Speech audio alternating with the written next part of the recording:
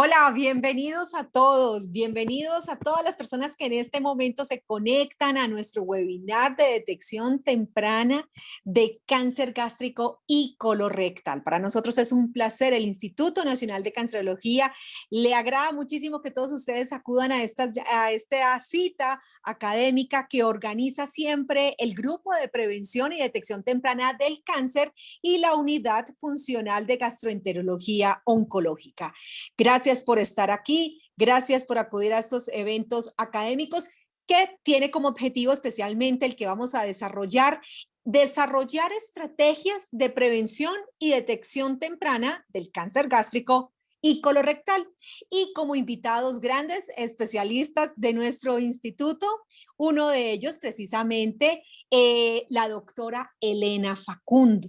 La doctora Elena Facundo es especialista en cirugía gastrointestinal y endoscopia digestiva del Instituto Nacional de Cancerología. Y la acompañará el doctor Ricardo Oliveros. El doctor Ricardo Oliveros también es especialista en cirugía gastrointestinal y endoscopia digestiva de nuestro instituto. Con ellos vamos a desarrollar este webinar que esperamos que cumpla con todas las expectativas que siempre tienen cuando hemos desarrollado este tipo de eventos académicos. Entonces, demos inicio a nuestro webinar esta tarde. Doctora Elena Facundo, bienvenida. Muchas gracias por estar aquí. Muchas gracias, Jimena. Gracias por estar aquí. Vamos a hablar entonces de la prevención y la detección temprana del cáncer de colon y recto. ¿Qué es tamización? Sería la primera pregunta, o la palabra que utilizamos a veces en inglés, que es screening. Es un proceso de detección del cáncer y de las lesiones premalignas en personas completamente asintomáticas. Implica entonces salir a buscar la enfermedad en lugar de esperar que la enfermedad nos llegue. O sea que implica tomar acciones, hacer cosas en personas que están sanas o al menos se sienten sanas e intervenirlas. ¿Por qué nos preocupamos? Es decir, ¿por qué hablamos de detección temprana y de prevención en cáncer de colon y recto? Porque el cáncer colorectal en el mundo es muy importante, ocupa el cuarto lugar. Estas barritas son tomadas de Globocan 2020, o sea, son los datos consolidados más recientes que tenemos para el mundo. Es la tercera causa de muerte por cáncer. Fíjense que la incidencia en el mundo, ya corregida por edad, es 19.5 por cada 100.000 habitantes, con una tasa de mortalidad de 9 por 100.000 habitantes. Entonces, además de que es frecuente, es altamente mortal. Es más frecuente en los países llamados desarrollados, y nosotros, pues, digamos, aunque no nos consideramos habitualmente entre los países desarrollados, tenemos una tasa relativamente importante que ya la vamos a ver. Entonces, estos pastelitos nos muestran, por un lado, la incidencia, o sea, los casos que aparecen por cada 100.000 habitantes, y por otro lado, la mortalidad. Fíjense que digamos, el paisito, el pedacito amarillo, que es el de colon y recto, es relativamente importante si lo comparamos con otros cánceres, pues que sabemos que son los más frecuentes y más mortales en el mundo. Nuestras cifras entonces, en términos, digamos, de la región, por aquí están nuestros vecinos, fíjense, Brasil, Argentina, Perú, Venezuela, Ecuador, digamos, con los que nos podemos comparar.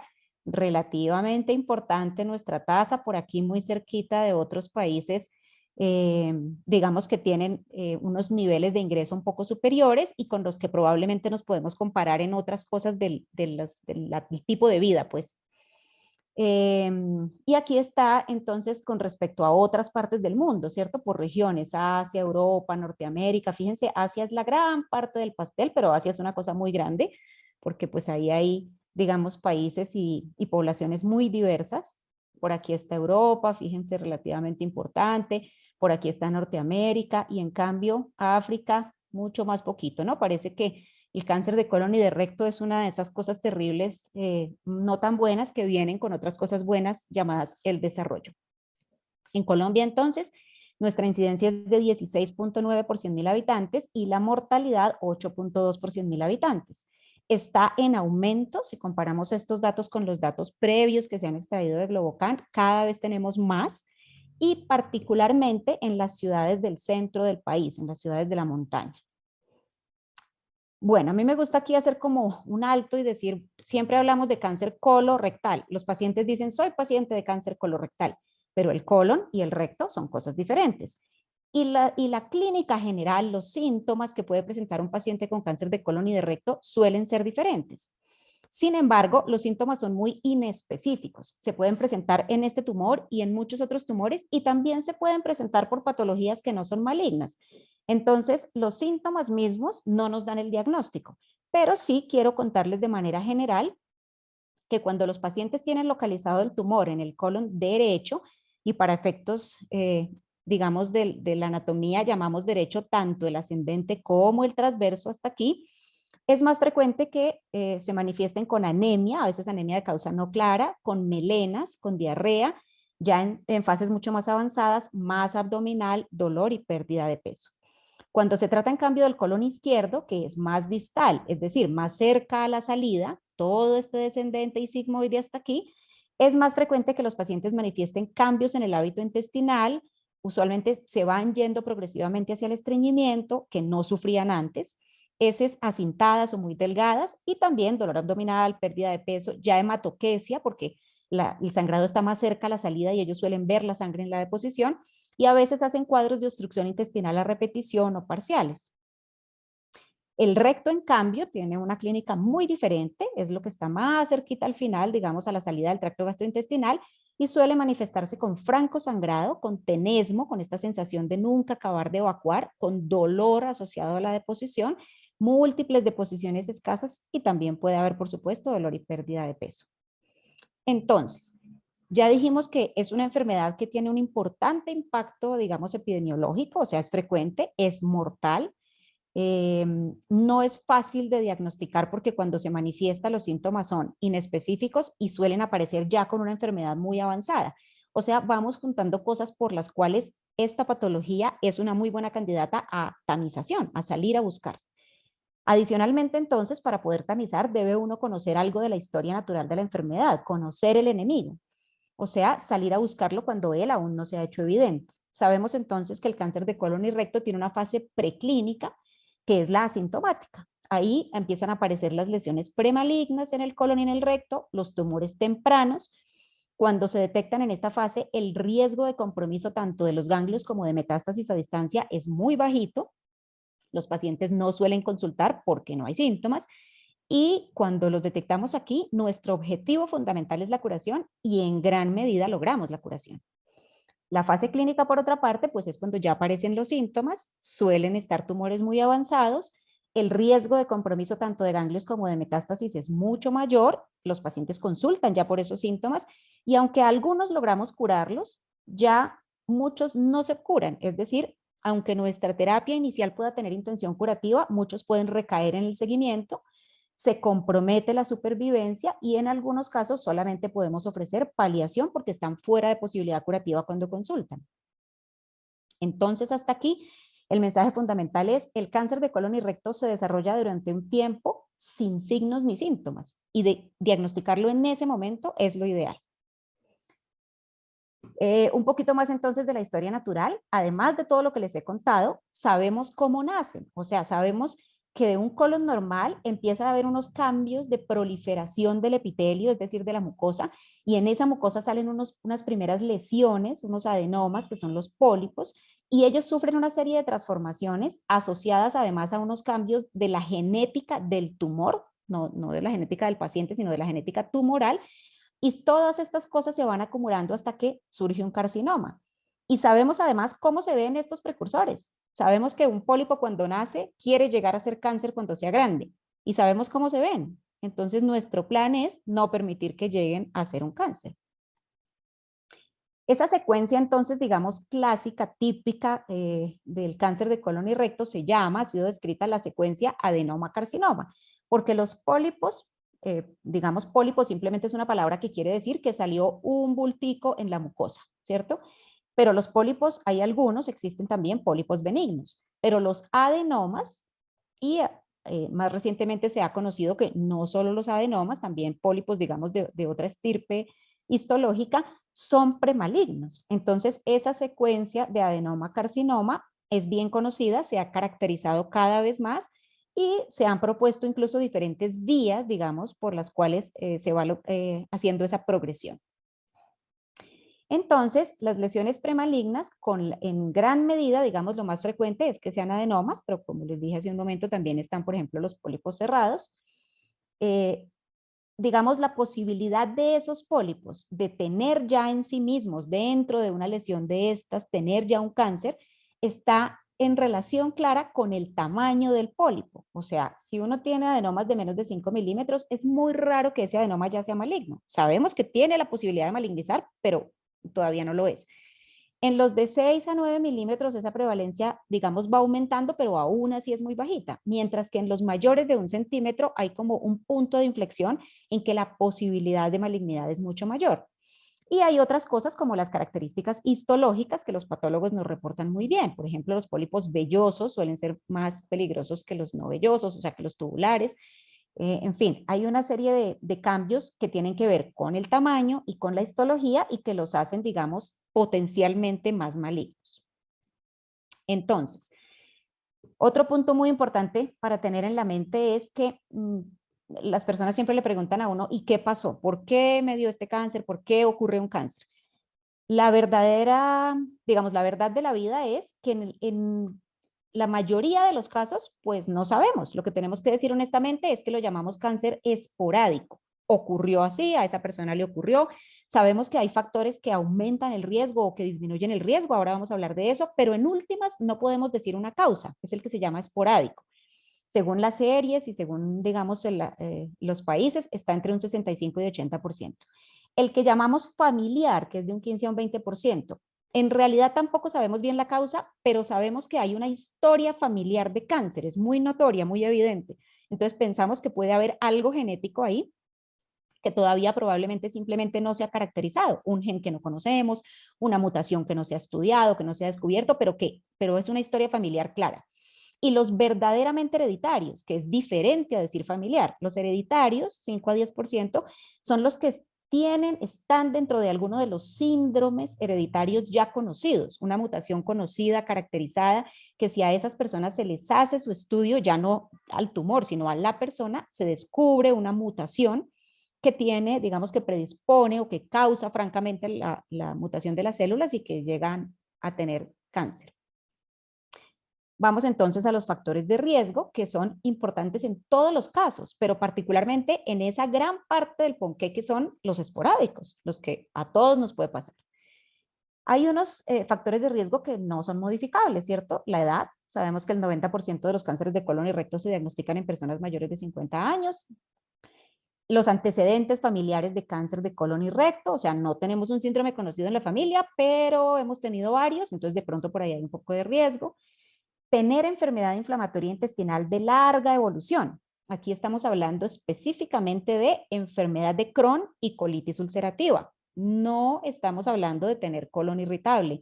No estamos hablando de que me distiendo cuando tomo leche. No, es la enfermedad inflamatoria intestinal diagnosticada como enfermedad de Crohn o colitis ulcerativa.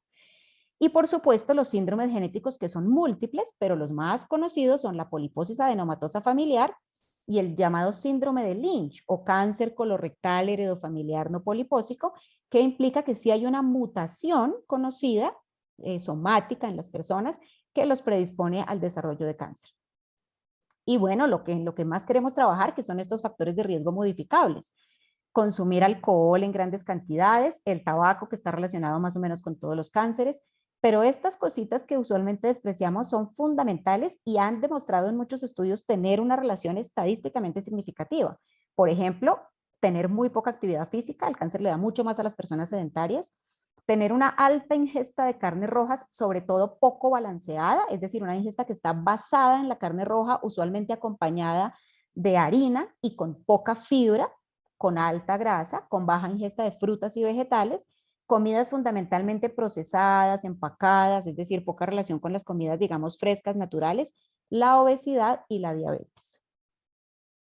Entonces, al momento del diagnóstico, en nuestro medio, el cáncer colorectal se porta más o menos así. Es decir, enfermedad localizada, o sea, un tumor que está todavía ahí en el colon o en el recto que podemos resecar, un 40%.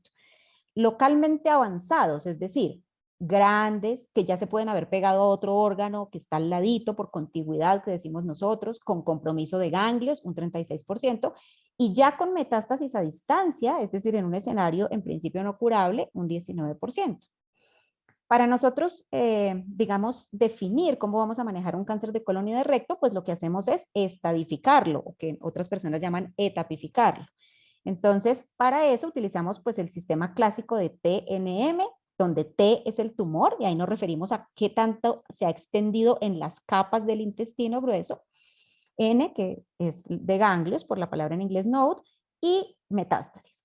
Combinando esos valores que nos dé TN y M, pues decimos que el paciente está en un estadio o estadio que van de 1 a 4, siendo 1 los muy tempranos y 4 los que ya tienen metástasis a distancia. Y por aquí en la mitad los 2 o 3, o más bien los 2 y 3, que digamos ahí todavía podemos tener intención de curar al paciente, ¿cierto?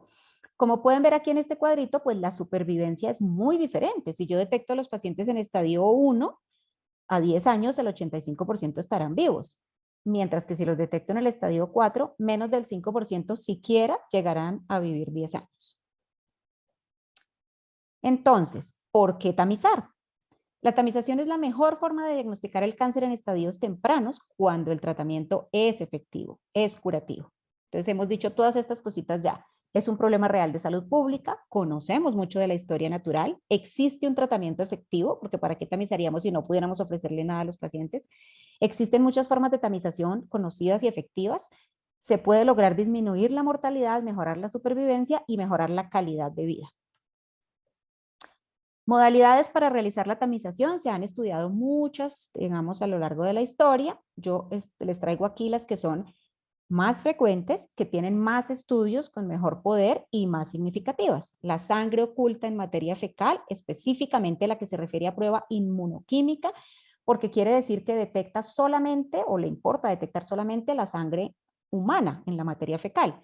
Este test, esta prueba está basada en el principio de que si el paciente tiene un pólipo, una lesión oculta en el colon, cuando la materia fecal pasa, se unta de un poquito de sangre que ese pólipo produce, digamos, que se lacera la mucosa. Son mínimas cantidades, no se ve, por eso el paciente no dice me está saliendo sangre. Hay que ir a buscar esas trazas de hemoglobina humana. Entonces esta prueba las detecta y nos dice que debemos ir a hacer otro estudio. También puede ser la sigmoidoscopia o la colonoscopia, las dos se refieren específicamente pues al estudio de meter una cámara a través del ano para tener visión directa de las lesiones. La sigmoidoscopia solamente en la parte más distal del colon, digamos, hasta el sigmoide o hasta el colon izquierdo, y la colonoscopia todo el colon. También se puede tamizar, durante mucho tiempo se hizo con colon por enema, que digamos es meter un medio de contraste, ir tomando radiografías, es exigente técnicamente, dispendioso, en este momento en el mundo digamos se está yendo hacia menos uso que hacia más, y la colonografía, que es realmente preparar, limpiar el colon como si fuera para una colonoscopia, tomar un TAC y hacer una reconstrucción con un software, con un programa especial para ver, digamos, es para dibujar la superficie interna del colon buscando esas lesiones. Entonces hay muchos estudios desde hace mucho tiempo tratando de ver cuál es el estudio ideal para tamizar, ¿cierto? Específicamente, eso puede cambiar de población a población, justamente por lo que hemos hablado, por la incidencia, por la manera en que las personas se adhieren o no a una prueba, por el rendimiento de la prueba, pues también, por supuesto, por el poder económico de los gobiernos. En fin, tenemos, digamos, muchas publicaciones, tanto nacionales como extranjeras, que dicen cómo se debe tamizar. En lo que todas están de acuerdo es en que hay que tamizar, en que para el cáncer de colon y recto hay que realizar esas pruebas de tamización. ¿Con qué específicamente? Eso depende mucho de los recursos y de la población. Entonces, en nuestra población, ya les voy a contar cuál es la recomendación en nuestro país para tamizar. La invitación cuando los médicos, todos los médicos generales, los especialistas de todas las especialidades, en fin, reciben un paciente es pensar siquiera en eso, tener el índice de sospecha, decir, ¿será que este paciente ya es candidato a una tamización? Porque claro, estamos hablando de tamizar, o sea, el paciente no va a consultar por eso, ¿cierto? Es el paciente que va por otra cosa o que vemos en el club de hipertensión, en fin. Y una vez que uno piensa eso, pues meterlo en algún grupo de riesgo para saber si es o no candidato y qué hay que hacer. Entonces, ¿qué se considera riesgo bajo? personas menores de 50 años que nunca han tenido historia personal ni familiar de cáncer de colon, de recto ni adenomas, nada. Personas de riesgo promedio, aquí empieza lo interesante porque estos son los que estamos buscando nosotros, mayores de 50 años, sin historia personal ni familiar de cáncer de colorectal ni adenomas, solamente mayores de 50 años. El riesgo moderado implica que si hay una historia personal, los pacientes que ya estamos vigilando porque alguna vez tuvieron una lesión, se las quitaron, quedaron curados y están en vigilancia, o nunca les ha pasado eso, pero tienen familiares en primer grado con historia de cáncer de colon y recto. Y el riesgo alto, los que tienen ya diagnóstico genético de poliposis adenomatosa familiar o síndrome de Lynch, o muchos miembros en la familia afectados por cánceres de colon o de recto, o por otros cánceres específicamente del tracto gastrointestinal, o aquellos que tienen enfermedad inflamatoria intestinal, les recuerdo de nuevo, colitis ulcerativa o enfermedad de Crohn de larga evolución. En otros países ya la recomendación se bajó a 45 años, particularmente para las poblaciones con unas tasas más elevadas que los países desarrollados. Por ahora en Colombia la recomendación se sigue manteniendo desde los 50 años. Entonces, bajo riesgo, ¿recuerdan? Nunca me ha pasado nada, no tengo historia de adenomas, no tengo historia familiar ni personal de cáncer, menores de 50 años, por ahora no requieren estar en programas de detección temprana. Si sí tienen más de 50 años, nada más que eso, ya son candidatos a entrar a un programa de detección temprana, que se debe extender en principio hasta los 75 años y después de los 75 debe analizarse caso a caso, porque no es lo mismo una persona de 75 que está regia, perfecta, entera, no tiene otra patología que comprometa su supervivencia y puede seguirse tamizando, a alguien que de pronto, no sé, tiene una falla cardíaca en estadios terminales y ya no tiene sentido someterlo a programas de tamización. ¿Con qué tamizar entonces en nuestro país? Con la sangre oculta en materia fecal por prueba inmunoquímica, o sea, la que detecta específicamente hemoglobina humana, que la tenemos en nuestra institución. Si esa prueba es positiva, debe realizarse la colonoscopia. Y esta colonoscopia inicial pues es fundamental, debe ser de buena calidad, el paciente debe ir con excelente preparación, ojalá bajo sedación, porque es la colonoscopia que nos va a decir qué hay que hacer de ahí en adelante. Si se encuentra una lesión, cómo se va a manejar y establece el riesgo para decirle en cuánto tiempo requerirá una nueva colonoscopia, si no es que va pues a una cirugía o a una resección de pólipos. Los individuos entonces con riesgo moderado son aquellos que tienen, esto es 50 años, perdónenme la vida, pero que tienen familiares en primer grado, les dije una mentira, tienen familiares en primer grado menores de 60 años o más de un familiar de cualquier edad con cáncer colorectal. A estas personas, por supuesto, también hay que tamizarlas, pero la diferencia es que hay que hacer colonoscopia comenzando a los 40 años o en general 10 años antes de la edad a la que se diagnosticó el cáncer del familiar con cáncer más joven. Los individuos con riesgo alto, entonces, definitivamente la recomendación es remítalos a un centro de alta complejidad porque estos pacientes, además de que deben tener una vigilancia permanente que se ha planteado o con sigmoidoscopia anualmente o con colonoscopia, además deben tener consejería genética y estudio de otros tumores asociados a su síndrome genético según el síndrome genético que tengan. Estos pacientes suelen desarrollar el cáncer mucho más temprano en la vida, alrededor de los 40 años, y además, por ejemplo, si lo que tienen es una poliposis adenomatosa familiar, pues el tratamiento es muy agresivo porque es una cirugía que se llama proctocolectomía, o sea, es quitar todo el colon y el recto. Entonces, los pacientes que tienen síndrome de Lynch también, por supuesto, deben ser remitidos a un centro de excelencia. La mayoría de estos pacientes hacen los tumores en el colon proximal. Entonces, por ejemplo, estos pacientes no se deben tamizar con sigmoidoscopia, debe realizarse colonoscopia. La mayoría se diagnostican en personas menores de 45 años. Y además, estos pacientes suelen tener una historia familiar, no necesariamente de cáncer de colon y recto, aunque puede ocurrir, pero también de estómago, de mama, de útero, otros cánceres asociados con el síndrome de Lynch. En general, estos pacientes les empezamos a hacer colonoscopia alrededor de los 20 años o en todo caso 10 años antes del momento del diagnóstico del familiar más joven y se mantiene colonoscopia cada año o 2 años, además de la consejería genética. Bueno, entonces, para los pacientes que tienen enfermedad inflamatoria intestinal, historia de enfermedad inflamatoria intestinal, digamos la enfermedad inflamatoria intestinal empieza a ser un factor de riesgo muy importante para el cáncer cuando pasa mucho tiempo, sobre todo si no está bien manejada siempre, es decir, si tiene una actividad inflamatoria persistente. En general, después de 10 años, para los que, cuando la enfermedad inflamatoria intestinal compromete todo el colon, y después de 12 a 15 años, cuando es solamente para el colon izquierdo. Entonces, también deben ir, por supuesto, digamos, a un centro especializado. En resumen, ¿a quiénes vamos a buscar para tamizar de cáncer colorectal? A todas las personas mayores de 50 años, pues sin historia de cáncer, porque si no ya no sería tamización. ¿Qué les vamos a pedir? Sangre oculta en heces, prueba inmunoquímica. ¿Qué pasa entonces? Si sale positivo, van para colonoscopia. Si sale negativo, podemos aconsejarles repetir esa prueba de sangre oculta en 2 años. Algunos dicen 1 año, pero máximo 2. Y si algo encontraron en el colon, pues vamos a hacer un tratamiento oportuno, que puede ser desde quitar el pólipo en esa misma colonoscopia o eventualmente hacer una cirugía o un tratamiento multimodal con otras terapias, pero que en general tiene intención curativa.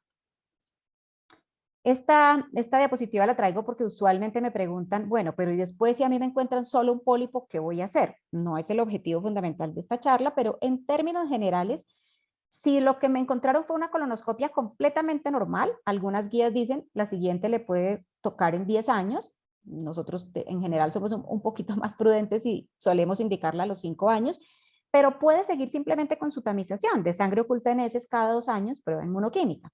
Si le encontraron 1 o máximo 2 polipitos menores de 1 centímetro, hay que hacer colonoscopia a los 5 años.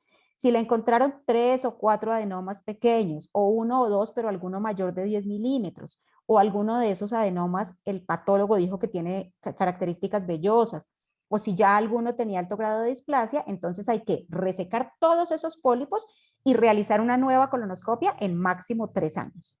Y si el riesgo es alto, ¿por qué? Porque encontramos 5 o más adenomas menores de 1 centímetro, o 3 o más mayores de 1 centímetro, o pólipos con características vellosas, en fin.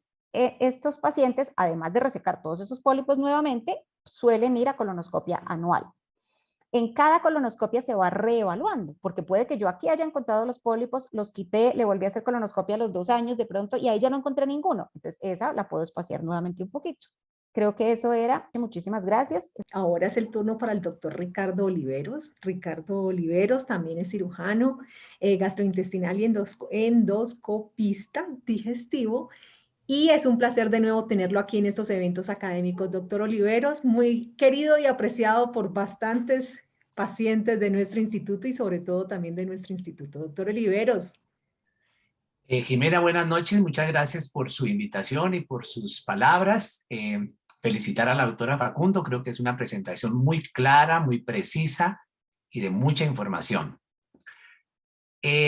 Yo les voy a comentar algo en relación a lo que es el cáncer de estómago.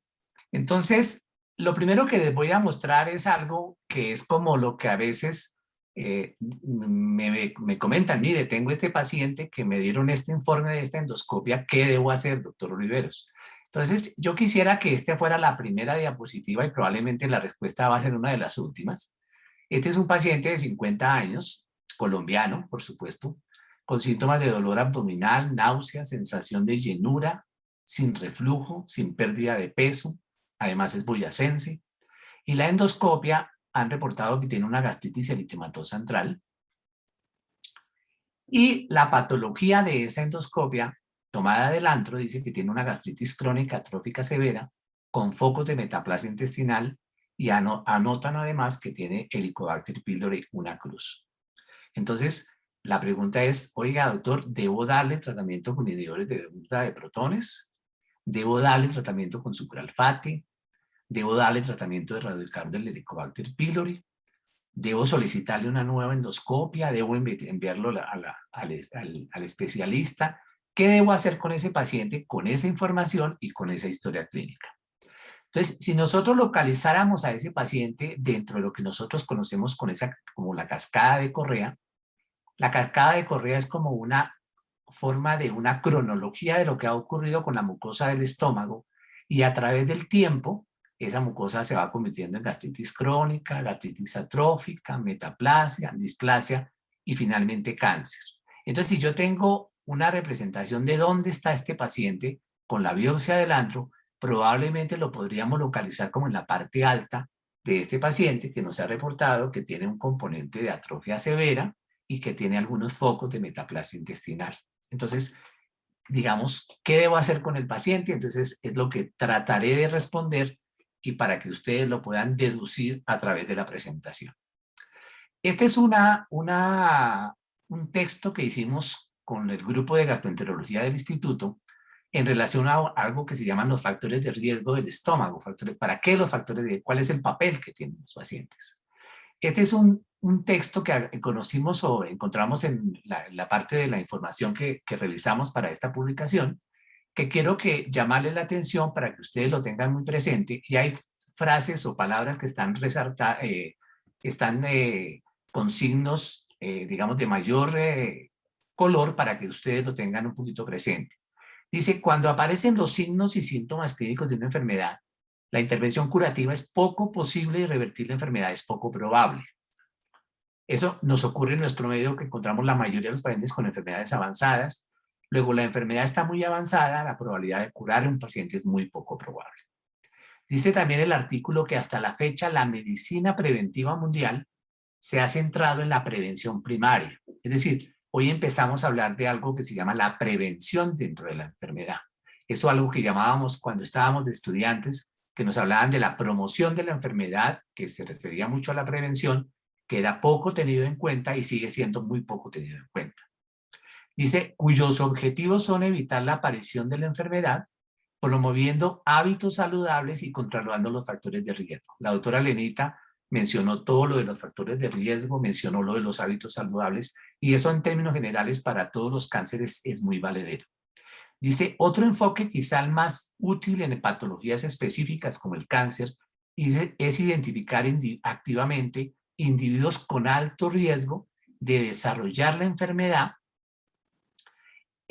¿Eso qué significa? Que cuando ya estamos hablando de cáncer, estamos identificando que hay algunas personas que tienen mayor riesgo de desarrollar la enfermedad, y probablemente sobre esas personas tenemos que dirigirnos y establecer algunas estrategias de prevención desde el punto de vista de acción preventiva. Este es un trabajo que probablemente es el trabajo que ha recopilado mayor cantidad de pacientes en el mundo, que se llamó Regate. Recopiló 10.000 pacientes de muchos sitios del país, del mundo, Rusia, países del Asia, países del norte como Canadá, países de Sudáfrica, de Sudamérica. Y entonces encontramos en estos 10.000 pacientes que los estados 3 y los estados 4 eran casi el 60%. Los estados 2 el 20% y los estados tempranos el 22.2%. Colombia participó en ese estudio, aportó 600 pacientes de diferentes partes de Colombia, y los estados 3 y los estados 4 fueron el 52% y los estados tempranos solamente fueron el 13%. ¿Eso qué significa o qué nos traduce? Que primero estamos viendo pacientes con estados muy avanzados. Segundo, que eso conlleva pobre sobrevida.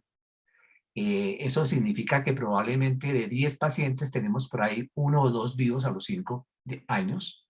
Generalmente las recurrencias son tempranas, o sea, si hacemos algún manejo quirúrgico, la enfermedad recae prontamente.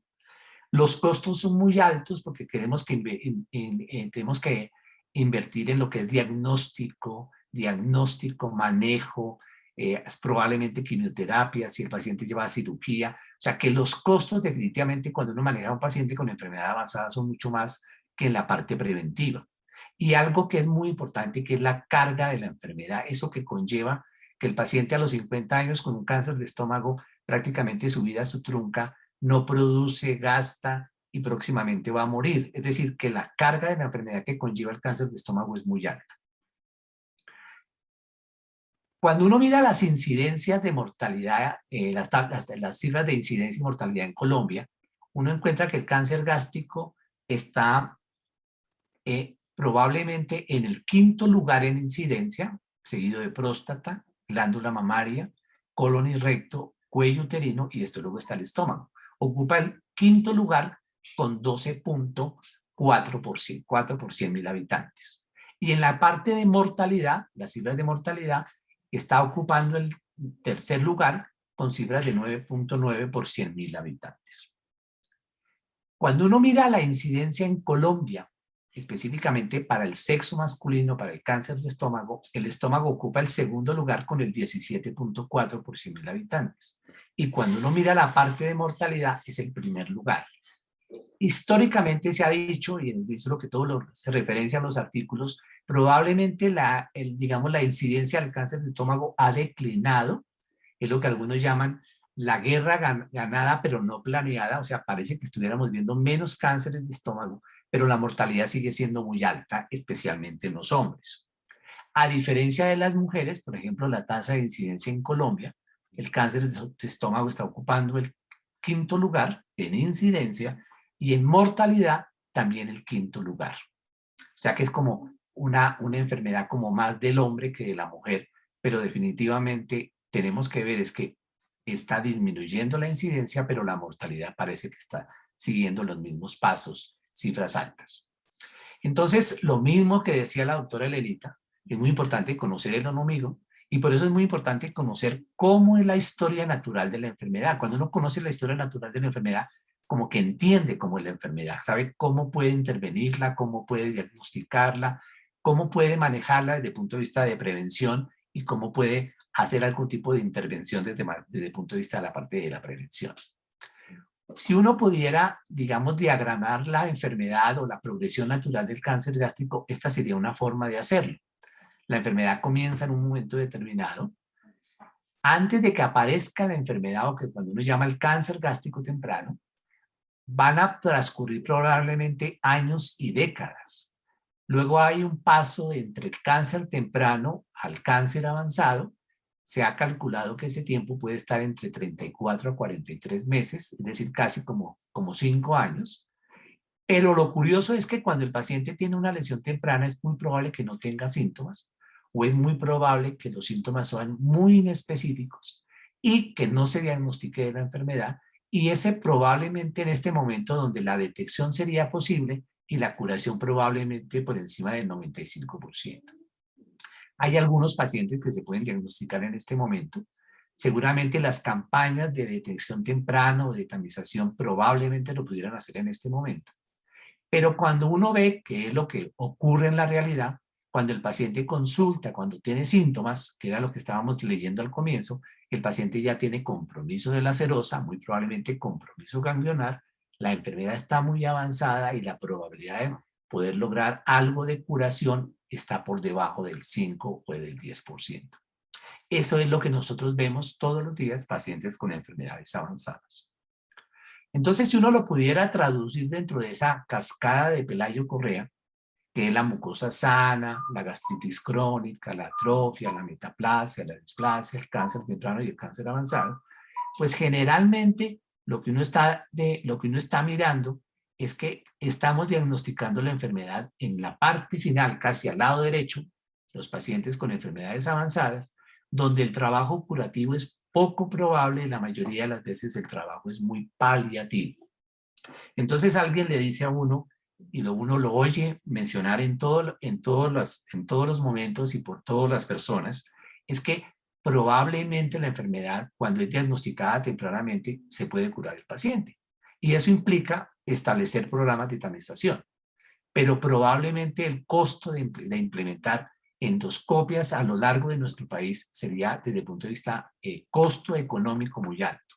Entonces, la mayoría de los artículos le mencionan a uno que los programas de tamización o de tamizaje no son factibles en países con economías medias o bajas, donde la carga de la enfermedad es alta. Léase Colombia, o sea, nosotros tenemos una carga de la enfermedad alta, tenemos economía baja o media, y probablemente hay otra serie de patologías que son más importantes y más prioritarias en el sentido de la urgencia, por ejemplo, la pandemia, la desnutrición, etcétera, que implica que no tengamos que pensar en el cáncer de estómago como deberíamos estar pensando.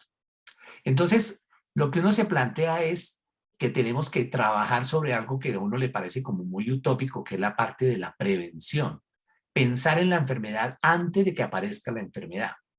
Eso, pues probablemente es difícil, pero es la tarea que estamos tratando de implementar y que la gente entienda que hay otras formas de poder intervenir la enfermedad y no solamente pensando en el tamizaje y solamente pensar que no tengamos que tener los pacientes con enfermedades avanzadas. Entonces, cuando uno habla de prevención, ¿a qué nos referimos? Probablemente este era el plan que uno quería tener, que fuera como una cosa recta cuando uno está hablando de prevención, pero uno ve que en la realidad el camino es difícil, hay muchas cosas con las cuales hay que vencer, pero una de las partes que tenemos que hacer es la parte de educación, y esto es lo que estamos tratando de hacer con estas presentaciones. Hace unos años encontré este artículo de un doctor que es cardiólogo, director del hospital del Mont Sinai de Nueva York, que es el doctor Valentin Fuster. Voy a permitir leer algunas partes de estas cosas que he extraído de esos comentarios. Dice que él, después de ver tantos pacientes con enfermedades cardiovasculares, ACVs, infartos, enfermedad coronaria, le enseñó que el mejor camino para atajar la epidemia de las enfermedades cardiovasculares era la prevención. O sea, otras personas hablan de la prevención. Y eso significaba trabajar con los niños. También menciona que la conducta de los adultos se genera entre los 3 a los 6 años. Y esa es la ventana de la oportunidad, dice el doctor Valentin Fuster. Habla del corazón resiliente. Y dice que la educación entre los niños puede cambiar la dirección de la epidemia de las enfermedades cardiovasculares. Dice que el entrenamiento que reciben los niños está dirigido a enseñarles cómo funciona el corazón, cómo funciona el sistema cardiovascular, cuáles son los riesgos del sedentarismo y los beneficios de la actividad física y las formas asertivas de manejar sus emociones. Entonces nosotros pensamos en el instituto que lo podíamos traducir de otra forma. Una iniciativa global para salvar estómagos. El mejor camino para atajar la epidemia del cáncer de estómago era la prevención. Y eso significaba trabajar con la gente joven, con los niños. La conducta de los adultos se genera entre los 3 a los 6 años. La educación entre los niños puede cambiar la dirección y el entrenamiento consiste en enseñarle a la gente cómo funciona el estómago, cómo funciona el tracto digestivo, cuáles son los riesgos del sedentarismo y los beneficios de la actividad física y las formas asertivas de manejar sus emociones. Es probable que un niño, cuando entienda que no debe fumar, probablemente puede criticar a su papá cuando lo ve fumando. O sea que realmente hay algo de incidencia dentro del manejo de las emociones para ese niño. Entonces, voy a mostrarles esto. Esto probablemente no tiene audio, pero sí tiene texto, que necesito que ustedes lo miren en el siguiente minuto.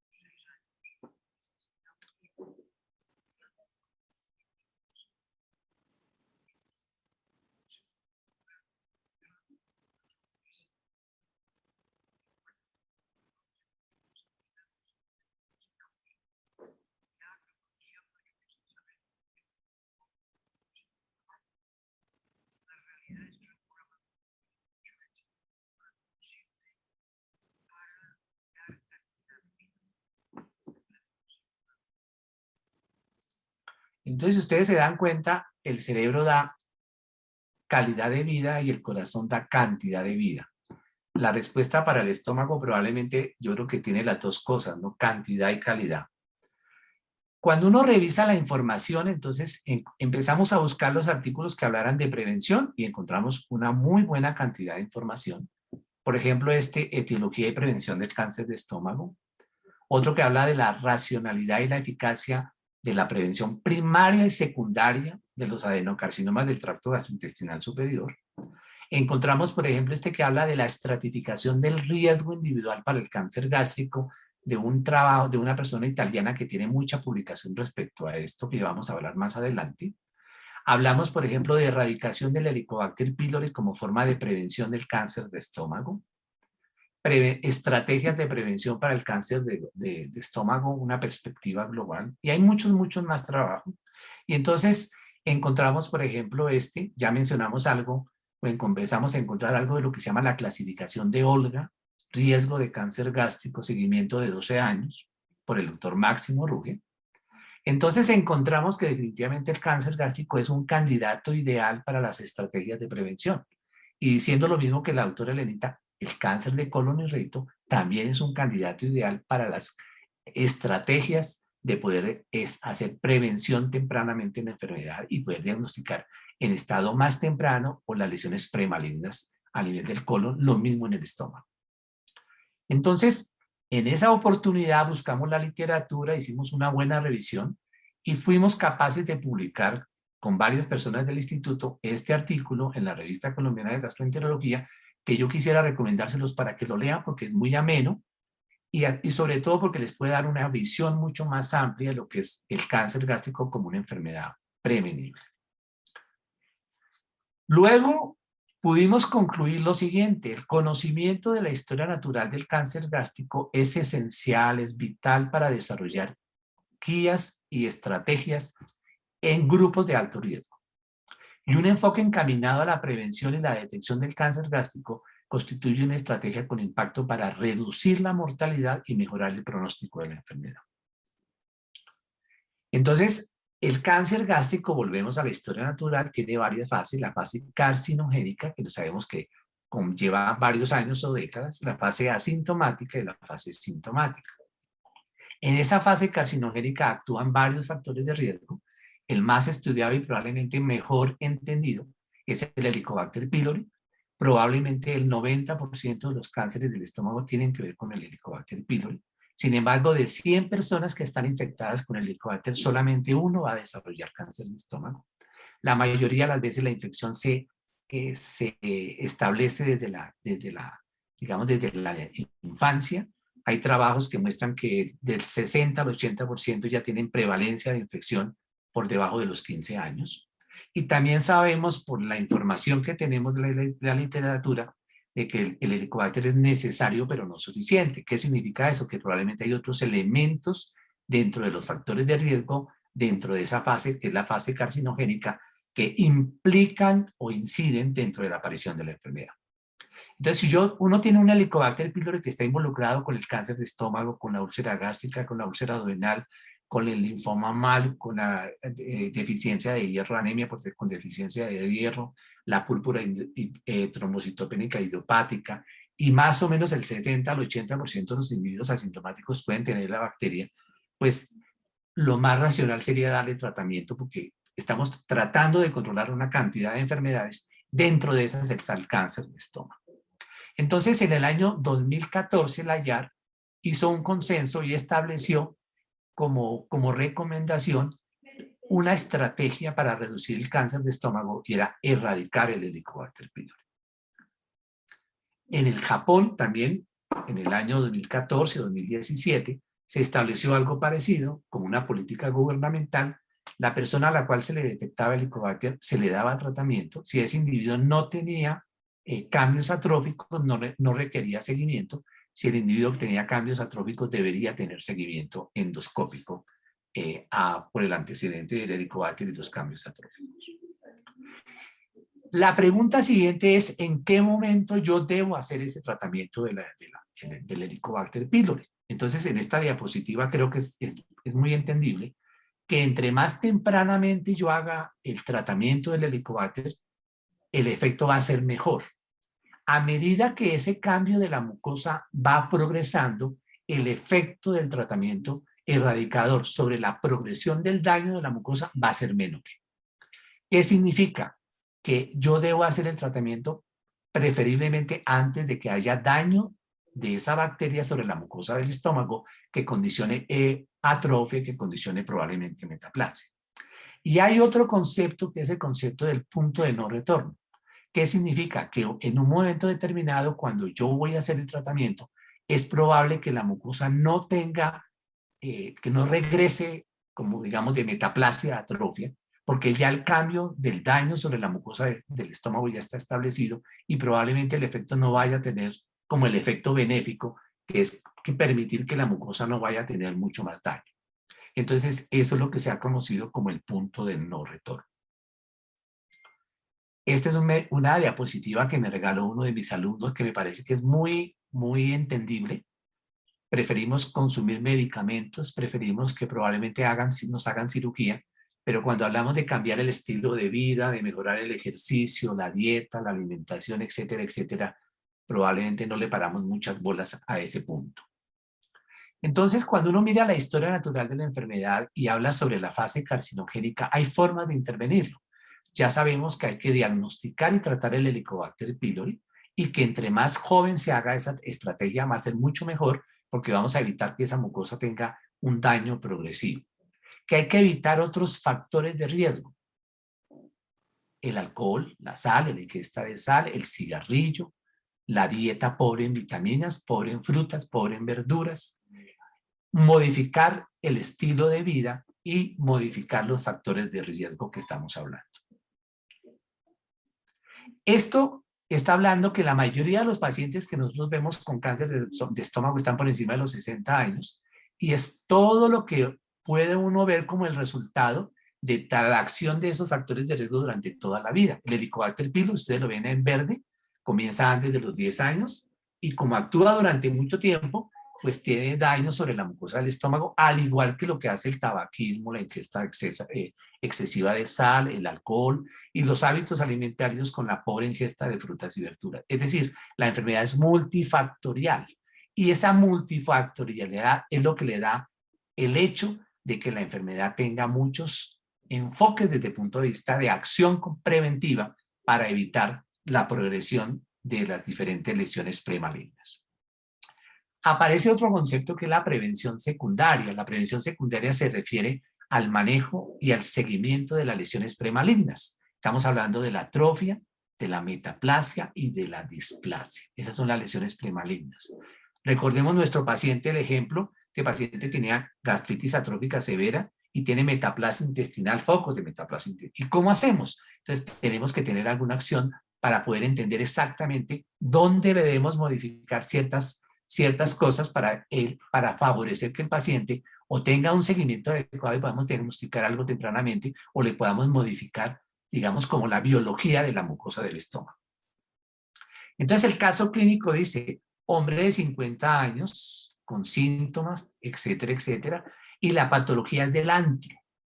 Entonces, una de las cosas que tenemos también que entender, y uno de los mensajes, es que la mucosa del estómago no solamente es la mucosa del antro.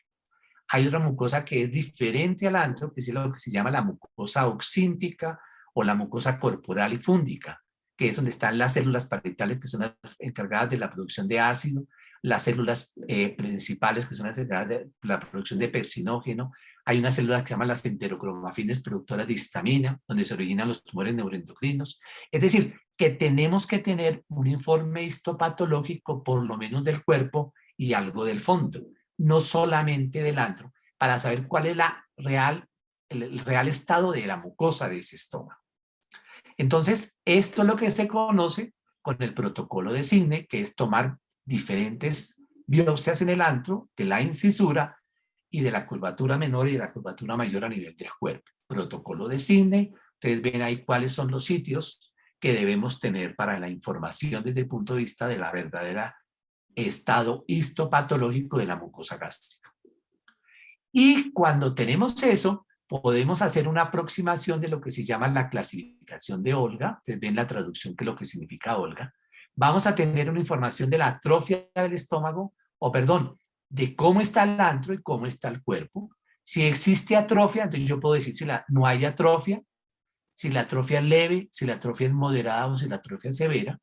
Puedo relacionar la información del antro con la información del cuerpo y puedo saber si ese estómago está muy atrófico, no solamente en el antro, sino en el cuerpo, o está moderadamente atrófico en uno de los dos determinados, generalmente en el antro y poco en el cuerpo, o probablemente también puede que esté más a nivel del cuerpo. Esta información de la patología es lo que ustedes deben estar tratando de obtener cuando piensen en cáncer de estómago, en un paciente con riesgo de cáncer de estómago, de lesión premaligna, que puedan tener una información parecida a esta que les estoy mostrando, donde el patólogo dice gastritis crónica activa atrófica multifocal, estadio 2/4, que habla de la estratificación de Olga. Probablemente esta es la forma que ustedes podrían tener la mayor información del estado de la parte histopatológica de la mucosa. Entonces vamos a tener una información del Olga, Olga 0, Olga 1, Olga 2, Olga 3 y Olga 4, cuando hay mayor atrofia dentro de la mucosa del estómago. Este es como se ve la atrofia a nivel de la parte endoscópica. Se ve que la mucosa es más brillante y translucente porque la mucosa es más delgada y se pueden ver los vasos venosos translucentes. Hay menos pliegues gástricos a nivel del cuerpo, o puede que ya no hayan pliegues gástricos a nivel corporal.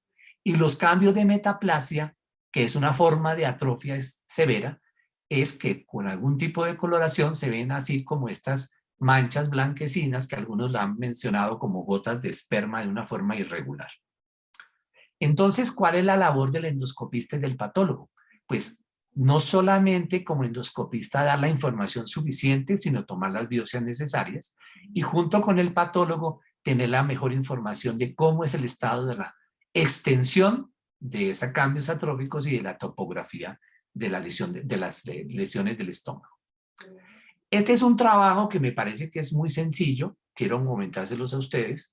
Es un seguimiento de 1.755 pacientes para establecer la clasificación de Olga, seguimiento endoscópico, 2 años de seguimiento, edad de los pacientes, incidencia de cáncer en esa población o en esa región, y se menciona que los pacientes que tienen Olga 2, 3 y 4 tuvieron controles endoscópicos de seguimiento durante los 5 años siguientes. De esos 1.755 pacientes, el 77%, o sea, la mayoría, tuvieron Olga 0. Olga 1, 14.4, Olga 2, 5.1, y Olga 3 y Olga 4, el 2.1 y el 0.9. Es decir, de cada 100 pacientes, nosotros deberíamos tenerle mucho más atención al 3% de los pacientes. Es una forma de utilizar el recurso de la endoscopia de una forma mucho más favorable para el beneficio del paciente y de todos los pacientes. No repetir una endoscopia a un paciente que tiene un Olga 0 o que tiene un Olga 0, un Olga 1. Debemos de pronto tener una especial, precaución o un especial trato con los pacientes que tienen Olga 3 y Olga 4 y ya lo van a ver por qué.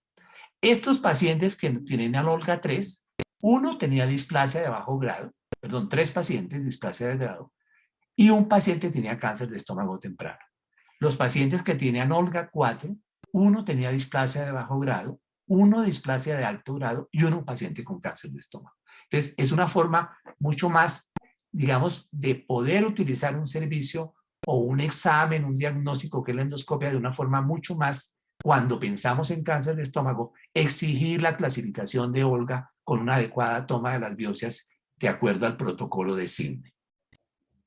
¿Qué hacemos con esos pacientes? Pues ya teniendo esa información tanto del antro como del cuerpo, sabemos que si el paciente tiene atrofia solamente del antro, no requiere seguimiento endoscópico, que si es extendida al cuerpo debemos hacer un seguimiento cada 3 años. Acuérdese que de temprano a avanzado puede ser más o menos entre 33 a 43 meses. Si el paciente tiene metaplasia y es focal completa, no requiere seguimiento si está localizado en el antro, pero si es extensa, esa metaplasia requiere seguimiento cada 3 años. Y con la displasia, si es de bajo, de alto grado, debemos tener alguna precaución desde el punto de vista de manejo endoscópico con mayor precisión, hacer coloraciones, etcétera, etcétera, y si tenemos lesiones definidas, hacer resecciones de esas lesiones para una mejor estadificación o probablemente prevención de alguna lesión temprana. Entonces, esto es como el resumen de todo.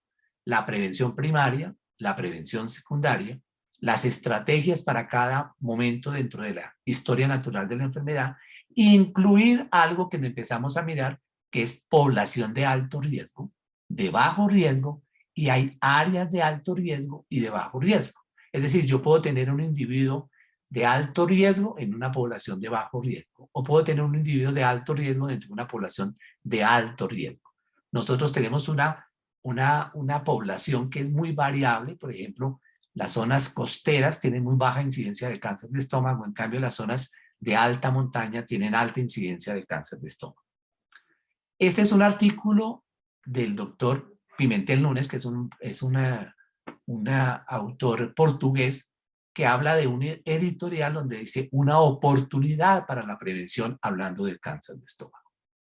Entonces, el paciente es un paciente que es de Oicatá. Oicatá es una zona que es vecina a Tunja, que tiene el sitio, es realmente un pueblo muy pequeño, pero tiene el sitio con mayor incidencia de cáncer de estómago. El señor es trabajador del campo, se fuma medio paquete de cigarrillo, factor de riesgo, es bebedor de cerveza casi todos los días. Su padre murió de cáncer de estómago y su hermano también, o sea que tiene antecedentes familiares probablemente pesados. Y consume poca fibra y el consumo de sal es muy abundante.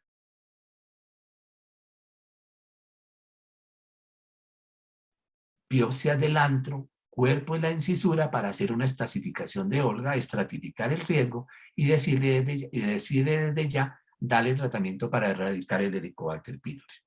Conclusión. Es importante conocer el enemigo, como dice la doctora Elenita, conocer la historia natural de la enfermedad. Debemos saber que es importante ofrecer el tratamiento del Helicobacter pylori a los pacientes que son sintomáticos y se les encuentra el Helicobacter. Conocer qué es la prevención primaria y la prevención secundaria. Saber qué es la estratificación del riesgo de acuerdo a la clasificación de Olga. Saber que el cáncer gástrico es una enfermedad susceptible de prevención y que debemos cambiar el panorama de esta enfermedad. Esa es nuestra tarea, la tarea de ustedes y la tarea de nosotros. Y lo que dice el doctor Valentín Fuster cuando habla de las enfermedades cardiovasculares o cerebrocardiovasculares. Nunca es tarde para que despertemos. Hay que empezar a actuar aunque sea tarde. Esto es muy importante que ustedes lo tengan presente, que la atención sobre esta enfermedad debe ser permanente y paulatinamente cada día más importante. Ustedes van a ver que existe el día de cáncer del colon y recto, el día de la hepatitis, el día de cáncer de seno, el día del periodista, el día del médico, pero no hay día de cáncer de estómago, probablemente porque no hay tantos supervivientes y la enfermedad tiene un mal comportamiento. Entonces hay que mirar un poco más la enfermedad desde ese punto de vista.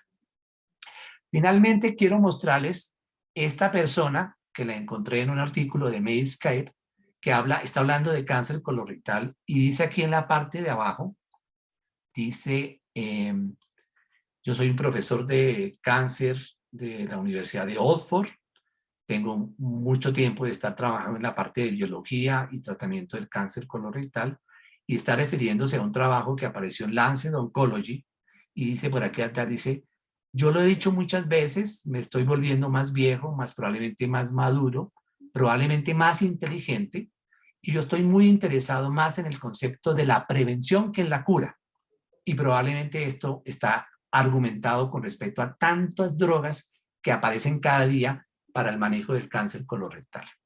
Muchas gracias por su atención y por su paciencia con la presentación. Doctor, muchísimas gracias por su intervención. Doctor Ricardo Oliveros, especialista en cirugía gastrointestinal y endoscopia digestiva. Bueno, no sé si les parece, doctor Oliveros, doctora Facundo, si cerramos con la recomendación de oro cada uno. Elenita, usted tendrá la palabra. Muchas gracias, profe. Pues muchísimas gracias por este conversatorio tan rico, por la asistencia, por el interés. Es un tema o son temas apasionantes porque ojalá algún día estuviéramos ante la gran epidemia de salud que hasta ahora no se ha visto. Eh, Creo que lo que más me gusta decir un poquito ya se los empecé a contar y es hay que estar conectados con la vida, que toda nuestra actuación, que toda nuestra energía, que lo que traemos a nosotros en todos los sentidos, es decir, lo que pensamos, lo que vivimos, lo que sentimos, lo que comemos, lo que consumimos de muchas maneras, esté conectado con la vida y por lo tanto con la salud y no con la enfermedad. Doctor Yo voy, Oliveros. yo voy a hacer como dicen, como un comentario a tres bandas. Eh, Hace unos años la doctora Elenita, la doctora Juliana, la doctora Debbie Puerto estuvieron en Chile mirando todo lo que es los programas de diagnóstico temprano para cáncer colorectal. Y una de las cosas que me llamó más la atención cuando ellos volvieron y nos contaron es lo que se llama el colon gigante. Entonces, yo siempre he tenido la duda de que quién sabe si lo pueda ver o no lo pueda ver, pero la idea es que podamos llevar un colon grande, gigante, por eso se llama así, por ejemplo, a Maloca o a Unicentro o a La Colina o a la Gran Estación y la gente se pueda meter dentro de ese colon y pueda ver qué es un pólipo, qué es un divertículo, qué es un cáncer y de pronto en la parte final que le vean le muestren a uno un video de una colonoscopia. Yo creo que eso es lo que se llama prevención. En educación. Eso es lo que nos falta hacer y por eso hago el comentario a tres bandas. O sea, le estoy haciendo el comentario a ver si la doctora Debbie entiende cuál es el mensaje. Me parece que el conversatorio es muy importante. Es importante que los médicos generales conozcan cómo es la enfermedad, cómo podemos participar dentro del diagnóstico y la prevención de la enfermedad. Y eso que hablaba la doctora Elenita y yo mencionaba también, los factores de riesgo y la prevención. Es muy importante que trabajemos sobre eso, que no esperemos a que la enfermedad llegue para que ¿cómo se llama? El portero nos diga, doctor Olivero, llegó un Steven Johnson. No, llegó un cáncer de estómago. No, hay que mirar la enfermedad con otros ojos y hay que despertarnos para ver cómo hacemos para eso. Por eso es tan importante el colon gigante, por ejemplo. ¿O no, Elenita? Sí, señor. Así es. Tomaremos muy en cuenta entonces esa sugerencia. Claro, claro. Agradecemos de nuevo al doctor Oliveros, Ricardo Oliveros y a la doctora Elena Facundo, especialistas en cirugía gastrointestinal y endoscopia digestiva del Instituto Nacional de Cancerología.